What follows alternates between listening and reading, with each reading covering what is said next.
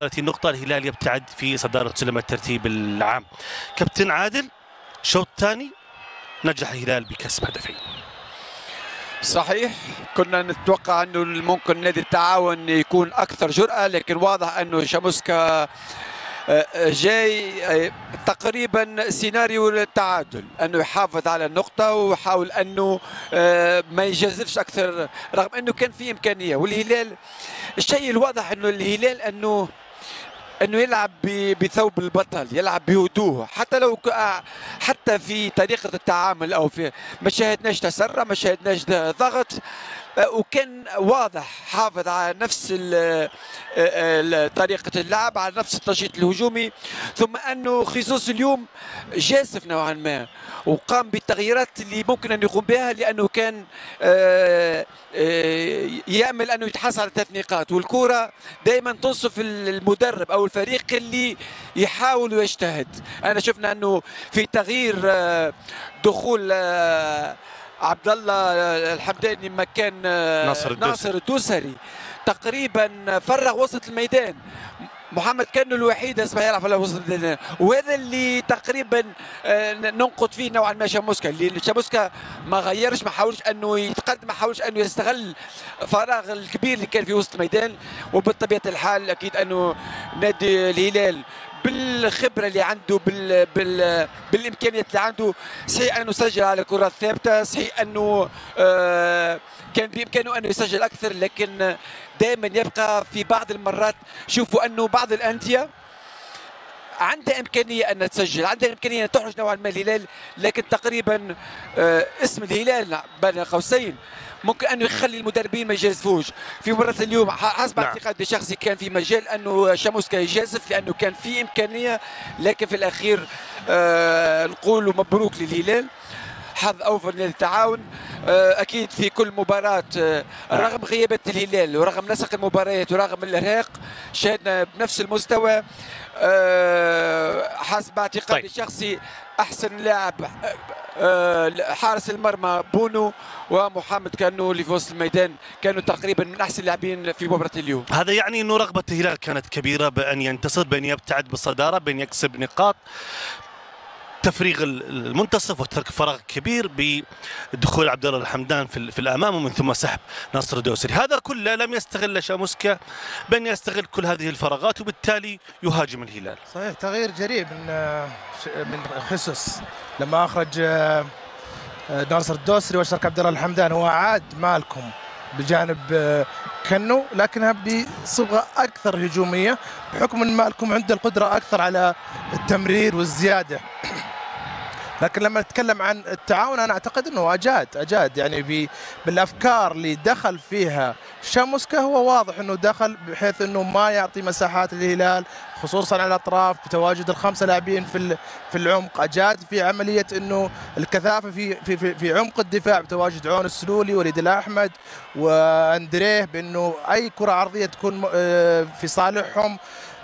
لعب على تفاصيل، لعب على الكرات الثابته اللي انا اعتقد انه كانت كرة ممكن تغير مجرى المباراة، اللي تميز فيها ياسين بونو. واعتقد انه كان واحد من نجوم المباراة رغم السيطرة والاستحواذ بالنسبة للهلال، لكن كان واحد من نجوم المباراة. اصبحت الجراءة بالنسبة لفريق التعاون بعد التقدم، وهذا بالتاكيد انه تغيير طبيعي وجراء طبيعي من شاموسكا لما اشرك موسى بارو واشرك عبد الفتاح ادم متاخر كابتن، يعني بعد الهدف. هو لاعب للتعادل، هو واضح انه يلعب للتعادل. انت اشدت بالهلال واشدت انه كل فريق يلعب قدام الهلال هو يبغى يحافظ على المساحات اللي ممكن يتركها. لكن في بعض المدربين لما في امكانيه انه ممكن انه يحرج الهلال، او ممكن انه في امكانيه انه يسجل وعنده الامكانيات انه يسجل، قادر لازم ياخذ نوعا ما من المبادره ويقوم بالتغييرات، لانه موسى بارو كان بامكانه ان يدخل قبل تسجيل الهلال الهدف، وبالتالي يجبر الهلال انه يقوم بتغييرات دفاعيه او يقوم بمهام دفاعيه اكثر منها. هي فكره احنا ممكن انك تقول ليش ما لعب من البدايه بال4-3-3 ماثيوس. لا احنا كنا نتكلموا انه السيناريو واضح، انه على رتم المباراه، على مع يسير المباراه، لكن كنا ننتظر انه الشوط الثاني بعد ربع ساعه بعد 20 دقيقه ممكن ان يغير، خاصه انه الهلال حتى بوجود مالكم في وسط الميدان. طيب هو يتكلم عشان بس اعطيه فرصه كمان البدر، هو كان يتكلم انه تاخر في عمليه التغيير. بدر يتحدث انه هناك فكره كانت بالنسبه لي. شوف هي فكره ممكن انه لو لعب ال4-3-3 وهاجم وفتح الملعب ممكن احنا هنا في الاستوديو نقول ليش انت فتحت الملعب للهلال. لا كابتن نتكلم. لا بس خليني اسمع، استاذنك خليني بس اسمع الفكره كامله وبعدين حنعلق عليها من بعض. تفضل كابتن بدر. تكلمنا انه كان ممكن بيلعب ال4-3-3، ممكن يفتح الملعب خصوصا عنده اسلحه هجوميه، موسى بارو وماثيوس جواو بيدرو، عندهم الامكانيه، بدران في النص، اشرف مدين، وقادرين انهم يشاطرون الهلال استحواذ، قادرين انهم يشكلون خطوره. لكن في المقابل كان ممكن نقول انه ترك مساحات الهلال، والهلال في اندفاعه قوي خصوصا لما يلعب على الاطراف. هو كانت الفكره اني العب بال5-3-2، اني اغلق الاطراف، اني يكون في عندي كثافه عدديه في وسط الملعب، واني اسير المباراه زي ما هي حتى لو غير الهلال. خلي الفكره توصل بس اذا في فاصل. لا تفضل بس سريعا. طيب الفكره انه حتى بعد ما اشرك مالكم في وسط الملعب، انا كشاموسكا بستمر بال5-3-2. انا ابغى التعادل حتى لو غير، حتى لو اشرك مالكم بجانب كنو واشرك عبد الله الحمدان. بعد الهدف كان طبيعي اني اشرك عبد الفتاح ادم، موسى بارو، واغير طريقه لعبي لل4-4-2 بتواجد جواو بيدرو. ما لعبش مالكم بجانب كنو. مالكم لا كان قريب، كان قريب، لعب واحد لاعب بوسط ميدان فقط، كان قريب مالكم. طيب اتضحت الفكره. انا بدر سريعا انا حاخذ تعليقك على الحديث اللي حدث فيه كابتن بدر عشان بروح على ابو عبد الله. احنا نتكلم اثناء المباراه. احنا قبل المباراه قلنا انه يلعب بال5-3-2، قلنا تسيير مباراه، لكن كان في امكانيه عنده الادوات نادي التعاون انه يحرج الهلال اكثر او ان يجبر الهلال انه يدافع اكثر. حتى لو كانوا مالكم بجانب كنو، مالكم ولا مره عمره ما كان لاعب وسط ميدان دفاعي، عمره ما كان يقطع أن يقوم بمجهود، لكن في اخر 20 دقيقه ليس بامكانه انه. ثم انه الفكره تغيير بارو هي رده فعل في الاخير، لانه رد فعل في الاخير. واحنا دائما نتكلم على انه المدرب ينجح لما يوصل لغايته، غايته التعادل، ما وصلش للتعادل اذا المدرب في تعامل مع المباراه او في التغييرات. خيسوس بعد تسجيل الهدف عاود غير، وعبد الاله المالكي اصبح وسط ميدان مع كانو، بالتالي اغلق كل المنافذ. طيب ابو عبد الله، بالنسبه للهلال في شوط المباراه الثاني، التغييرات بالنسبه للمدربين، خيسوس يكسب في هذه المواجهه، واذكر بانه بونو ايضا تصدى لاكثر من كره بحاله مستمره ايجابيه بالنسبه لحارس الهلال بونو. اولا الف مبروك الهلال، يعني رغم الظروف الصعبه، رغم الغيابات المؤثره خلينا نقول في الهلال، يعني سافيتش الى رومان نيفيز الى تمبكتي، لكن شاهدنا هلال هجومي يقدم نفسه بشكل ممتاز. واحده من اكثر المباريات اللي يمكن هاجم فيها الهلال، واحده من اكثر المباريات في الفتره الاخيره اللي استحوذ ايضا فيها فريق الهلال حتى على مستوى اللعب امام خصم قوي اللي هو التعاون.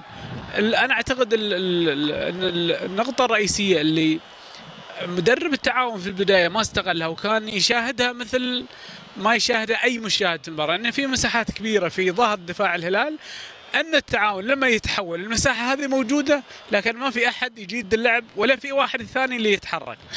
باري كنا نتكلم فيه كان يمكن اهم الحلول، تاخر لين الدقيقه 86، وبالتالي انت حرمت الفريق طول 86 دقيقه من اهم حل امام الهلال، الفريق اللي يعطيك المساحه من الشوط الاول نوعا ما. يعني التعاون بالنسبه لي كان واضح انه يلعب على المساحه كانت موجوده، يعني الشيء اللي تبغيه موجود، لكن انت كيف تستغل الشيء هذا؟ انت 90 دقيقه ما عملت على هالشيء. كاسترو وبدرو الاثنين كلهم ما يتحركون في المساحه، انت الوحيد اللي ممكن يتحرك وعنده قوه على انه يروح في هالشيء اللي هو باري، وانت ما استخدمت باري الا بالدقيقه 86، وبالتالي حرمت نفسك من اهم ميزه كانت موجوده كان ممكن تستغل عليها.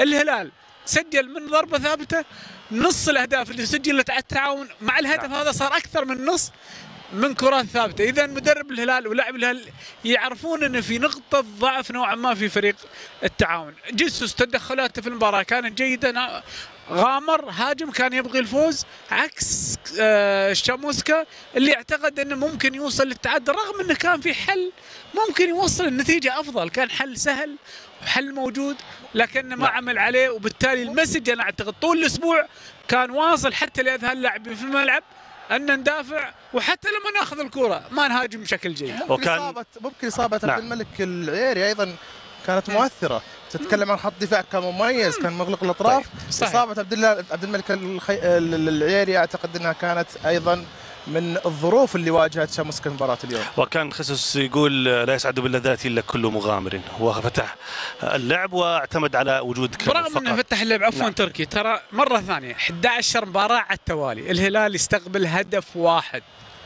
رقم جدا ممتاز جدا عالي برغم المغامرات الهجوميه.